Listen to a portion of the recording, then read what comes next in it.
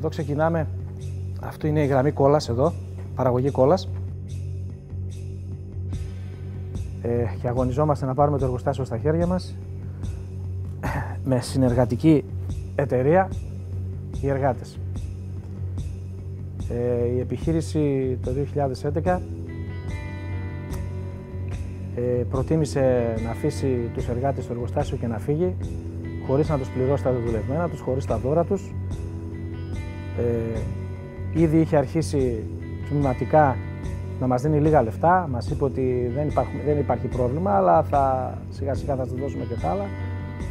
Και σε μια στιγμή την άλλη, εμείς κάναμε κάποιες απεργίες εδώ, οι οποίες έπρεπε να γίνουν γιατί δεν μας πλήρωνε. Και σε μια φάση η εργοδοσία έφυγε. Αυτό ήταν το τελικό. Εμείς σαν σωματείο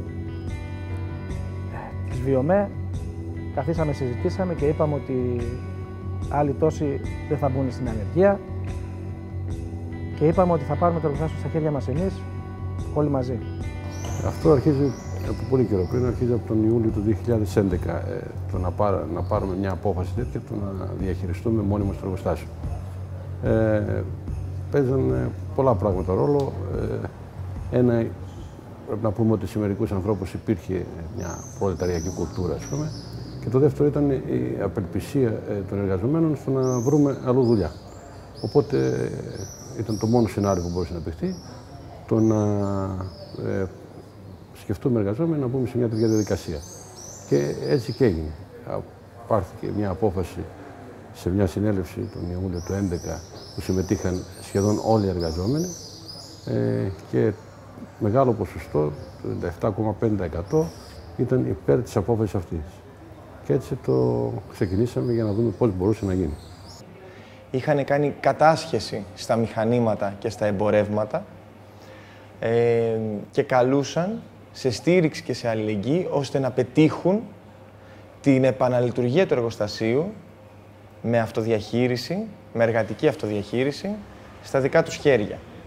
Όταν συναντηθήκαμε λοιπόν τον προηγούμενο Ιούλιο και μας εξέθεσε το σωματείο αυτόν εδώ το στόχο, πολύ γρήγορα καταλάβαμε ότι αυτό δεν ήταν μόνο μια υπόθεση ενός εργοστασίου ή αυτών των σχετικά λίγων εργαζομένων της βιομηχανικής μεταλλευτικής, αλλά τα άδεια εργοστάσια, οι κλειστές επιχειρήσεις και η ανεργία που συνεπάγονται αφορούν την πλειοψηφία του κόσμου της εργατικής τάξης στην Ελλάδα και η πρόταση της βιομηχανικής μεταλλευτικής ήταν μια ρεαλιστική πρόταση διεξόδου από την ανεργία. Να πάρουμε δηλαδή στα χέρια μας την παραγωγή, να πάρουμε στα χέρια μας τα εργοστάσια.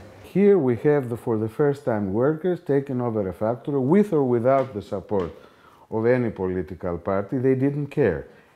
Later, post-event, there were many political parties that supported them. But they gained this momentum that as a worker I'm doing this, you can support me, you cannot support me, it's up to you. But they got the support after they did it.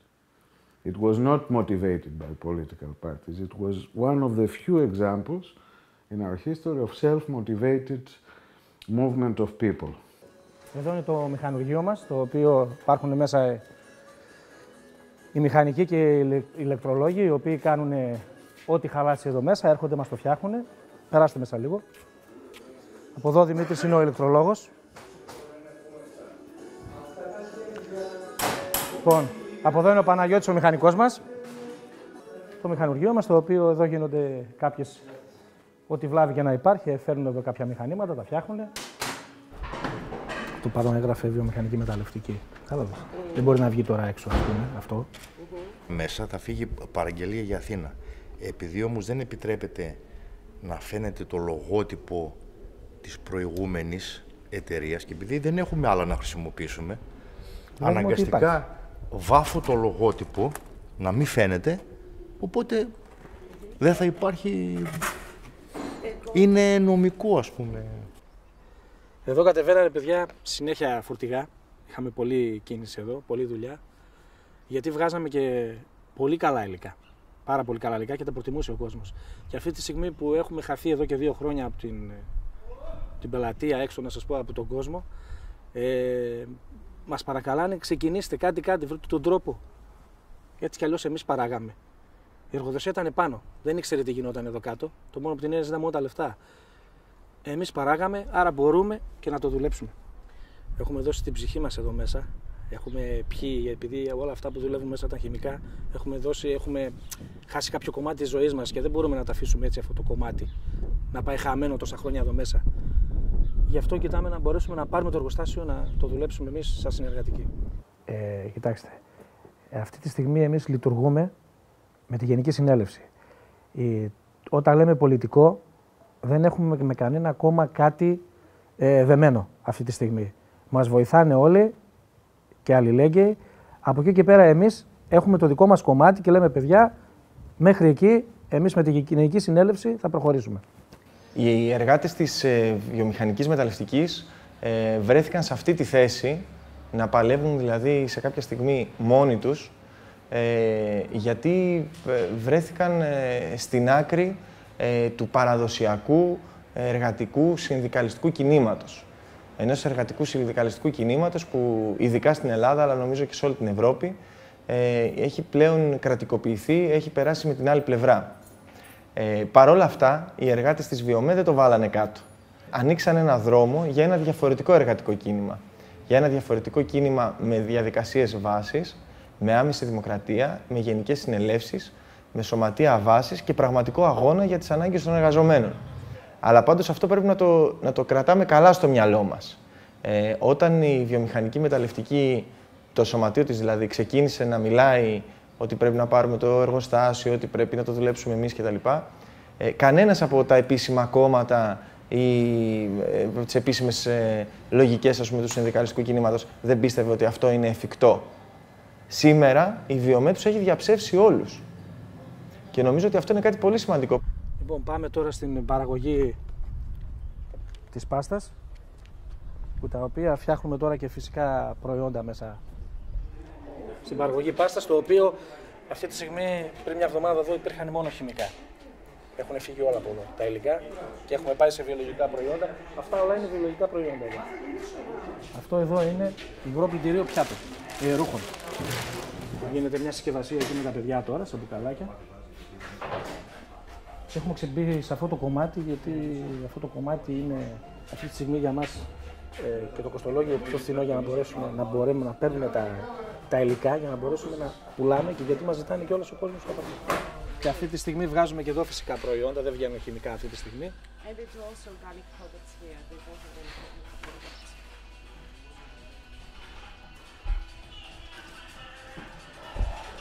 Εδώ έχουμε και τα καθαριστικά που δείξαμε προλίγου. Αυτά είναι για τα τζάμια.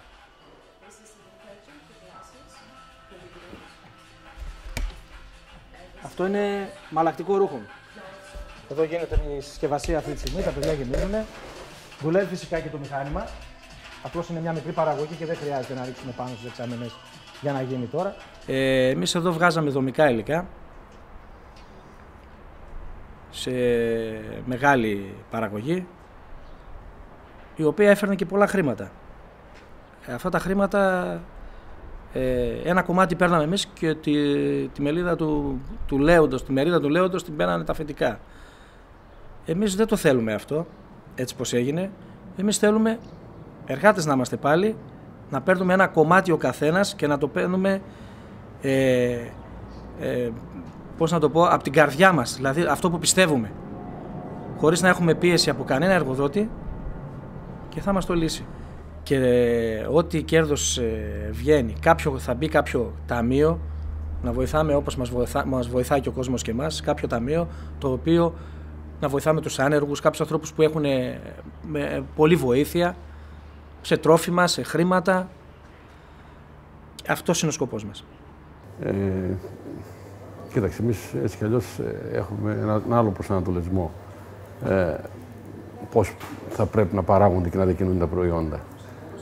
Φυσικά δεν θα κάνουμε το δικό μας καθεστώς εδώ για να ζήσουμε όπως θέλουμε εμείς. Σίγουρα θα δούμε μέσα στην κοινωνία αυτήν όπως υπάρχει. Θα συνεχίσουμε να λειτουργούμε μέσα από το σύστημα θέλοντας και εμείς. Μέχρι να ανατραπεί αυτό το σύστημα, είμαστε υποχρεωμένοι να επιβιώνουμε εδώ μέσα. Φυσικά θα κάνουμε το παν για να τουλάχιστον ένα μέρος των παραγόμενων προϊόντων που θα βγάζουμε να μην είναι με όρους ανταγωνισμού και στη διακίνηση και στην παραγωγή. Φυσικά το έχουμε κάνει ήδη στην εργασία, δεν υπάρχουν ανταγωνισμοί και δεν υπάρχει παράγουμε τόσο, άρα κάθε εργάτης πρέπει να παράγει τόσο στο 8ωρο και μπαίνει ο καθένας και προσφέρει αυτό που μπορεί να προσφέρει. Φυσικά και στη διακίνηση λειτουργούμε μέσα από κινήματα και κινηματικές διαδικασίες να μπορέσουμε να προωθήσουμε τα προϊόντα με άλλον τρόπο και όχι αυτό το ανταγωνιστικό, φθηνότερο, καλύτερο, πιο πολύ διαφημιζόμενο, κάπως έτσι. Καλά θα ήταν να μην υπήρχαν αυτά τα πράγματα, να παραγόταν αυτά που θα είχε ανάγκη ο κόσμος. Δυστυχώς, στο μέλλον, γιατί είναι μια βιομηχανική μονάδα, δεν είναι μια μικρή βιοτεχνία, ίσως να αναγκαστούμε ένα κομμάτι της παραγωγής και ίσως και το μεγαλύτερο να πάει με όρους ανταγωνισμού, πιο πολύ να διανεμηθεί. Που αυτά, έτσι κι αλλιώς, αυτοί που τα έχουν είναι μεγαλοειδιοκτήτες. Σίγουρα αυτά, μέχρι να καταφέρουμε να ανατρέψουμε αυτή την κατάσταση και να επιβάλλουμε αυτό που θέλει η εργατική τάξη. Το να παράγει αυτό που έχει ανάγκη, ο κόσμος, η κοινωνία και να μείνει εκεί, να μην παράγει ούτε περισσότερο, αλλά να είναι αυτά που χρειάζεται η κοινωνία σε επάρκεια. Their motives are pure workers' motives. They want to keep their jobs, they want to keep their factory running, and they want to share the product of their job. And if they have any profit, they wish to distribute it to the community, and there is absolutely no capitalistic interest or motive behind their actions. This for Greece is unique, and we hope that they will succeed. The basic support they needed, the solidarity from the community and from the older structure that was supporting the private owner, it's there, and this is very fortunate. And we also do not have yet any signs of legal action against them by the previous owner.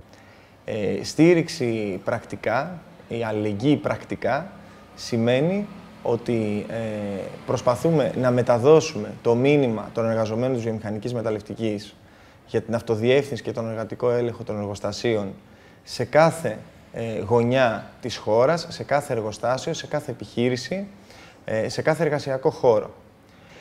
Και πάνω απ' όλα βοηθούμε τη διάθεση των προϊόντων. Βοηθάμε πλέον με το άνοιγμα του εργοστασίου και τη λειτουργία του από τους ίδιους εργαζόμενους και στη διάθεση όλων των προϊόντων. Βοηθάμε οικονομικά, ηθικά, πολιτικά, κοινωνικά, με κάθε τρόπο αυτούς τους εργαζόμενους να σταθούν όρθιοι, να συνεχίζουν τον αγώνα τους, γιατί η νίκη για μας καταρχήν θα είναι αυτό το εργοστάσιο να λειτουργεί, να μπορεί να επιβιώσει, να μπορούν οι εργαζόμενοι να επιβιώσουν και έτσι λοιπόν να επεκταθεί ως παράδειγμα επιτυχημένο και νικηφόρο και σε άλλους εργασιακούς χώρους το παράδειγμα της αυτοδιαχείρισης.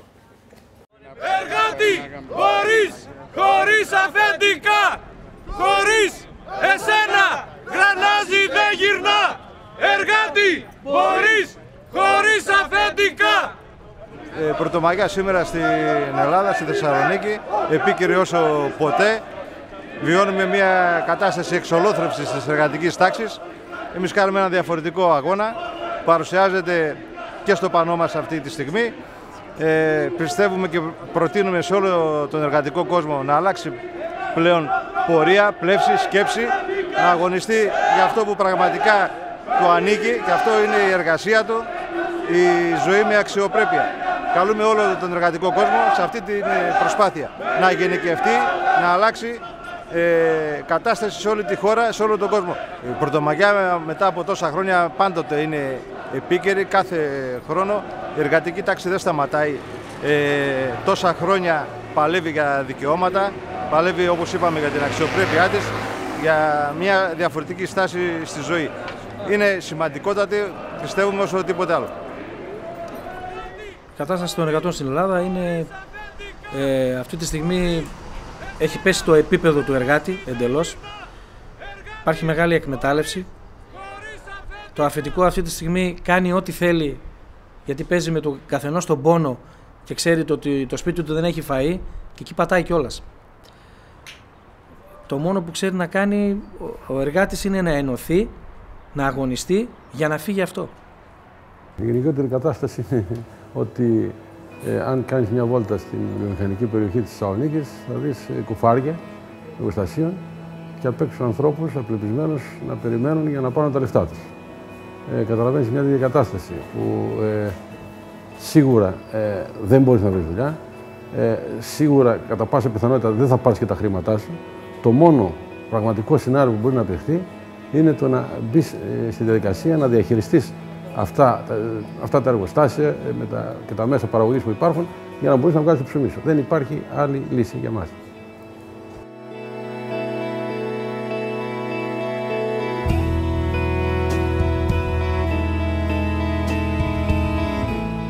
Αυτό που θα ήθελα εγώ θα ήταν